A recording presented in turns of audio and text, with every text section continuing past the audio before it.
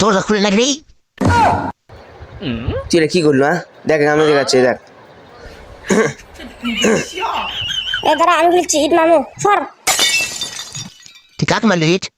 দাঁড়া আমি মারিছি আবার, আমি পিছনে যাই রে সর। আউ বুঝছো, সে কি আমার একটা করবি? সমস্যা নেই, সমস্যা নেই, আমি আসছি না। তুই খালি দরজা খুলে দে। ইয়া আমি যাই মা গো পড়ে গেলাম রে, ধর ধর। ঠিক আছে দাঁড়ো। হয়তো তারা আমি ঠিক আছে ঢুকে গেছে লে। পাসওয়ার্ড হলো 83254। হ্যাঁ পাসওয়ার্ড লাগে না কেন আবার মাইতা